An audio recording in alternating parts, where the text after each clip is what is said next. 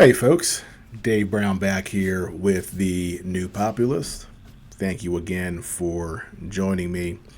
We have a little controversy coming from the Republican National Convention with their choice of who speaks, and the person I'm talking about is Amber Rose, who is actually, I'm not sure how I would describe her. What does she actually do? Is she a influencer?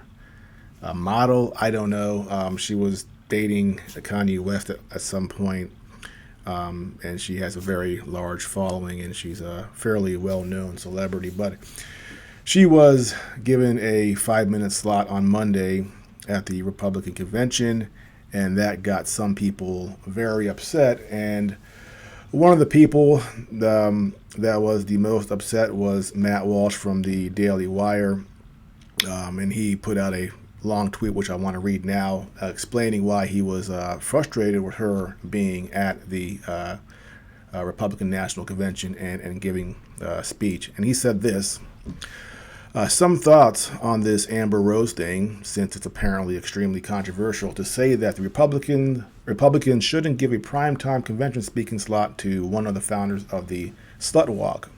First of all, maybe Rose has totally changed and had some kind of conversion experience. There's no evidence of that. Only that she likes Donald Trump now. There are many, many examples of conservatives rallying around their new celebrity hero just because that person likes Trump, only to be humiliated and betrayed by that same person shortly after. This has happened countless times. I've called it ahead of time in nearly every case and been screamed at by conservatives the way you're all screaming at me now. Hopefully, this is the first time I'll be wrong about something, but I highly doubt it. Second, even if there has been some kind of conversion, that doesn't mean you take someone who has been a conservative for 42 seconds and turn them into a mouthpiece for your movement. Again, how many times do we need to learn this lesson? A person has been wrong about everything up until approximately yesterday morning needs to be learning and listening, not giving primetime speeches at a political convention. And finally here, third, just to give you an idea of how new Rose's conversion is, if there has been one at all, it was just this past March that she praised the Satanic Temple for helping a lot of people by making sure they can get abortions. That was March of this year. She has not even pretended to disavow that point of view or any of her far left views apart from her dislike of Trump. If it is outrageous and offensive to suggest that a person such as this is perhaps not fit to be a primetime Republican speaker, then conservatism as a movement is in even worse shape than I thought. In conclusions, come on guys, what the hell? So he put this tweet out, and he actually got a lot of pushback from people, and I understand why. I think that one thing he's doing, he's conflating conservatism with republicanism. Being a Republican doesn't necessarily mean that you are a doctrinaire conservative. There are pro-choice Republicans. There are Republicans that support gay marriage. He seems to think that being a Republican means you're a conservative. And if you look at polling numbers and what people actually support, Republican Party is quite diverse. They're not all conservatives. Yes, conservatives are the base, but conservatives do not represent all of Republicans. And the other thing I think he gets wrong here is that if you actually listen to her speech, she wasn't talking about abortion. She wasn't talking about progressive issues. She was basically focused on a few things. One, that the media lies, and that she was one of these people who fell for the media lies. And when she actually did her own research, she found out that Donald Trump was not the racist that the media had made him out to be.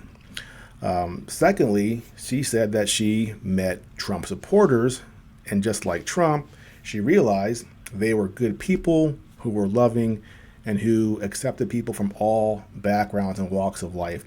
And she felt loved by the MAGA community.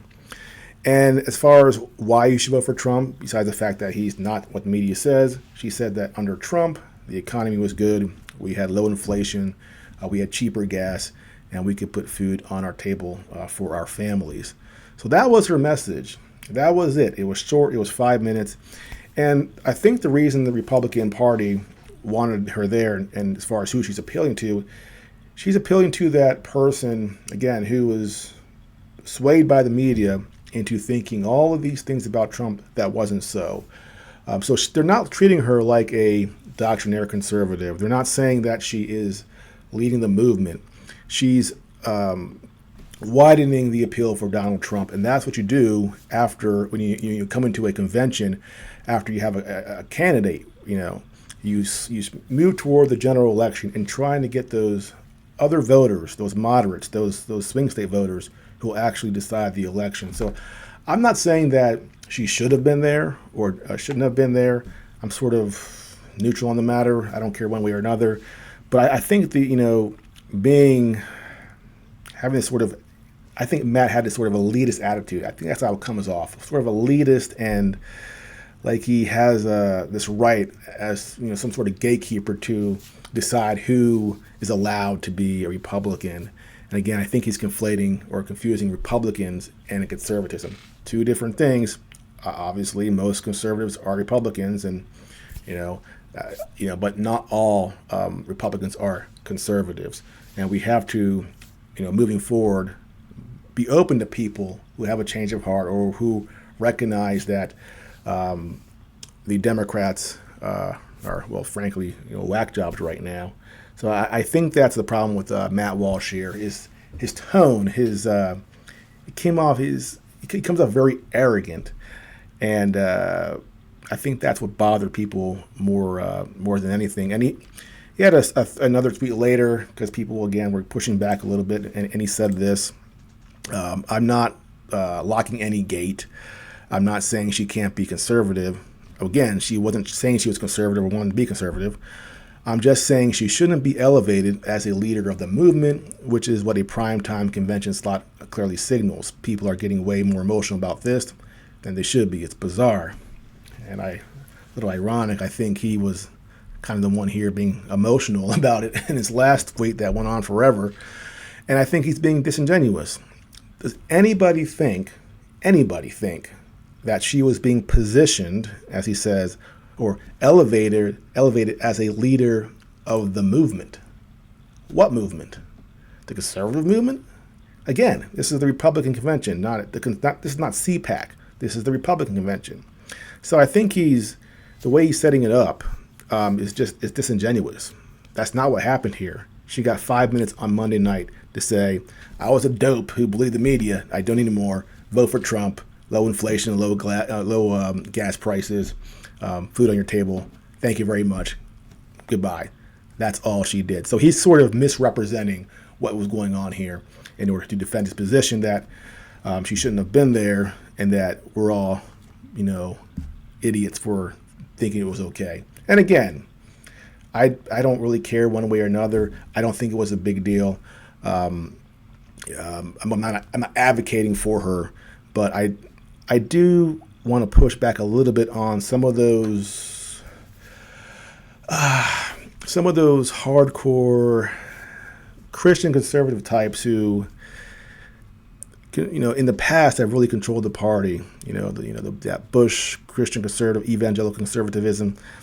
It's part of the Republican Party. It's part of conservatism. God bless you if you're that. But I think going forward, we have to be a little more open to who's in our movement. And it's not just people like her.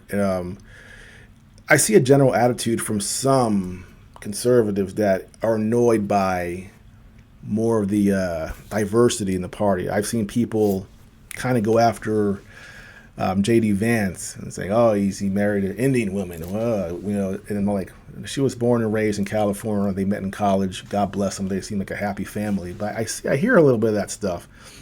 People being annoyed by the diversity in the Republican Party, and diversity is fine, except when it comes to race and religion. If you're Muslim, if you're Jewish, you're Christian, if you're a Hindu, you're welcome in the Republican Party. You should be.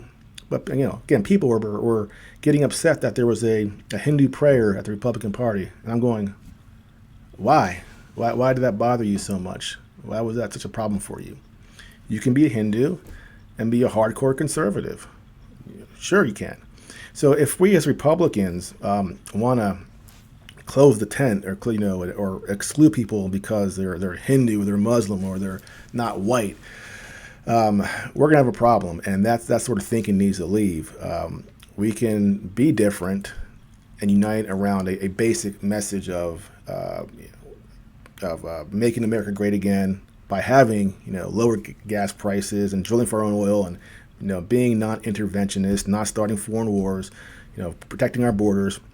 And we can do all that and still have some differences in our opinions where, we're not going to always overlap. So we have to be careful about being too exclusionary and being too particular about who gets to be a Republican. And again, Republican convention, not CPAC, not a conservative convention.